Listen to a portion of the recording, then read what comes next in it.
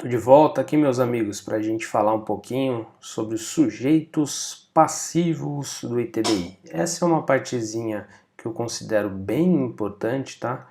Porque muitas vezes eu vejo que os candidatos aí, os alunos, eles se confundem um pouquinho com relação à sujeição passiva, tá bom? Então vamos tratar aqui um pouquinho deles para que vocês consigam acertar todas as questões envolvendo sujeição passiva do ITBI, legal?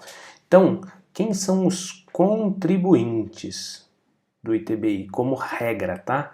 Então, como regra geral, vamos imaginar aqui uma situação de compra e venda entre João e Maria. Então, essa é uma situação de compra barra venda e Maria é a adquirente do imóvel. Então, quem vai ser responsável pelo pagamento do ITBI como contribuinte? Vai ser Maria, tá? É a adquirente dos bens ou direitos. No caso das cessões de direitos dos compromissos de compra e venda, vão ser os cedentes, tá? Cuidado, tá? Então, aqui Maria é a adquirente. E João vai ser o transmitente. Então veja, né, que nesse contrato de compra e venda, responsável como contribuinte é Maria, na figura de adquirente, tá? Uma figura de uma cessão, como a gente tinha dito lá atrás, imagine, né, um compromisso de compra e venda firmado, né? Então a gente teria aqui João, Maria, num compromisso de compra e venda, tá? E vamos imaginar que Maria aqui, ela cede o direito que ela tem a assinar o registro desse imóvel para Pedro. Nesse caso aqui, quem que vai ser sujeito passivo na figura de contribuinte? Vai ser o cedente do direito, tá? Então é Maria, tá? E não Pedro. Pedro é o cessionário. Então Maria aqui é a cedente do direito referente ao bem, tá legal? Transmitentes nas transmissões exclusivamente de direitos à aquisição de bens imóveis, quando o adquirente tiver como atividade preponderante a compra e venda desses bens ou direitos, a sua locação ou arrendamento mercantil. Lembra que a gente disse lá, situaçãozinha do João e da Maria, né? Que João integralizou sua parte de 50 mil em dinheiro, Maria integralizou sua parte com uma casa, né? E essa pessoa jurídica aqui que foi inaugurada, ela tem como atividade preponderante, né, as atividades imobiliárias de compra e venda, locação e arrendamento mercantil. Nesse caso, quem vai ser responsável pelo recolhimento do ITBI na figura de contribuinte é Maria, né, que é a transmitente, né? Os superficiários e os cedentes nas instituições e seções de direito de superfície, né? Então, o superficiário, né? Então, imagina que a gente tem aqui uma propriedade e essa propriedade, uma parte dela, né, que é o direito de superfície, é transmitido para João. Né? Então, João é o superficiário aqui no caso. Ele tem o direito que ele tem o direito de superfície. Então, ele vai ser o responsável, né, como contribuinte, o responsável pelo recolhimento do ITBI. Legal? Cada um dos permutantes em relação ao bem ou direito permutado. Lembra lá que a gente fez aquele casinho, né? Em uma permuta entre uma casa e um apartamento. Então, cada um dos permutantes vai ser contribuinte do ITBI. Agora, tem uma situação bem interessante, né? O fisco ele pode cobrar tanto de um quanto de outro, porque aqui nesse outro quadrinho a gente já vê a hipótese de responsabilidade solidária, né? Então, o transmitente, aqui no caso João, ele é responsável solidário com relação ao ITBI. Ou o cessionário, né? Então, João aqui, que é quem? Que é o cessionário. Desculpa, tá, pessoal? Aqui é que eu me confundi, tá? João aqui é o cedente, né? Nessa parte inicial aqui, né? A Maria vai ser a cedente nessa seção aqui posterior, né? Então, nessa figura inicial aqui, que a gente tem a figura 1 e a figura 2 aqui, Nessa figura inicial, em que João é o cedente do direito, o responsável vai ser tanto o cedente quanto o cessionário. Nessa primeira figurinha aqui, João é cedente e Maria é cessionária, tá?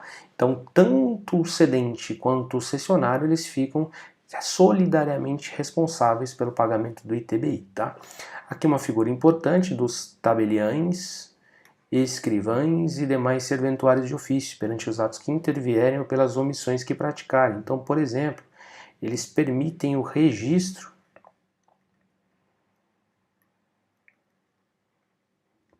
sem o recolhimento do ITBI.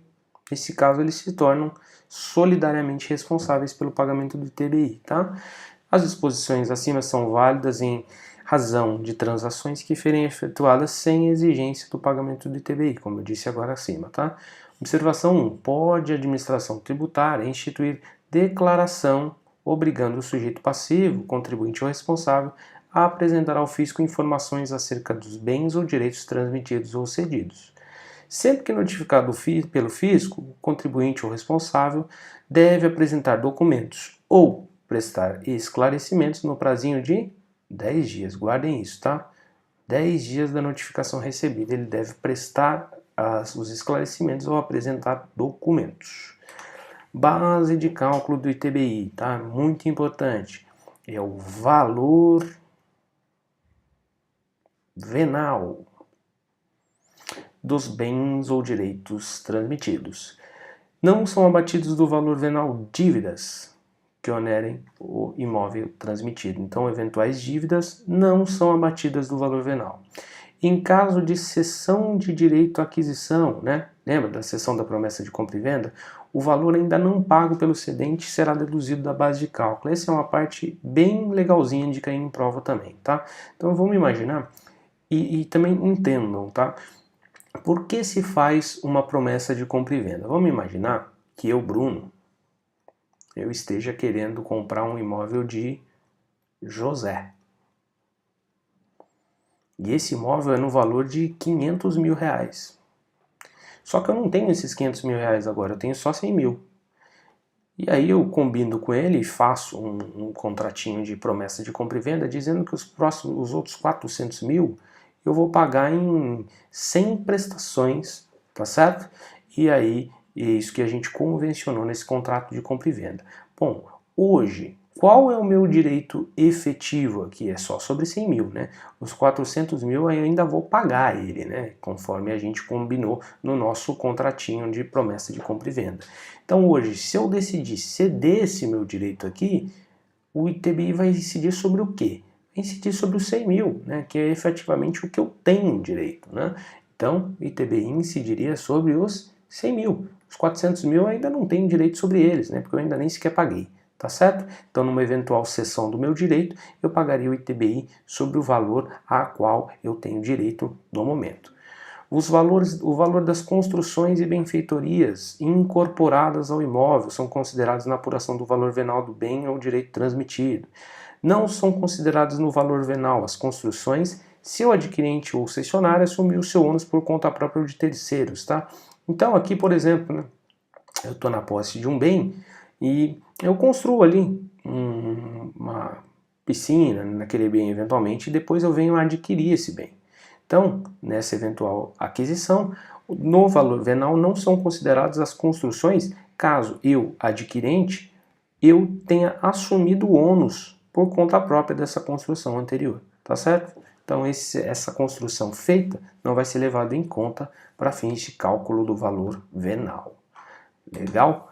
Recolhimento do ITBI. Essa é uma partezinha bem importante também, tá? Então eu vou falar rapidinho sobre esse slide aqui e deixar o próximo para o próximo bloquinho. O recolhimento do ITBI, como regra, ele vai ser o valor constante da escritura ou instrumento particular, tá? Isso aqui a gente pode resumir como sendo o valor da transação, tá? É o valor que consta ali na escritura ou no instrumento particular. Desde que esse valor não seja inferior ao valor venal do imóvel, tá? No exercício para o cálculo do IPTU. Então, o que deve ser feito? Tá? Imagina, tá?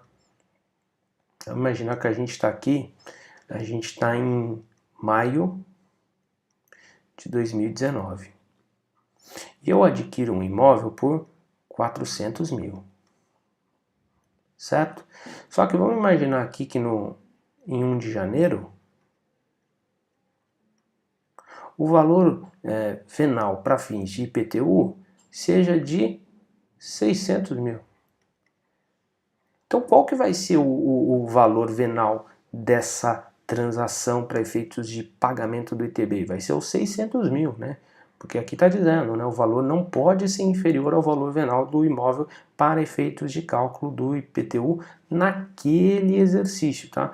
Então, no exercício aqui, no caso, vamos imaginar que isso seja 2019, o valor do IPTU é aquele de 1º de janeiro. Então é esse que vai ser considerado, tá certo? Caso não haja valor venal predial, podem ser celebrados os atos apenas com o valor venal territorial do exercício corrente, podendo ainda o município cobrar a diferença de ITBI referente ao prédio após o cadastramento imobiliário. Meus amigos, eu vou deixar a próxima parte que é com relação à redução do valor venal mínimo da base de cálculo por próximo bloquinho, tá certo? Então até daqui a pouco.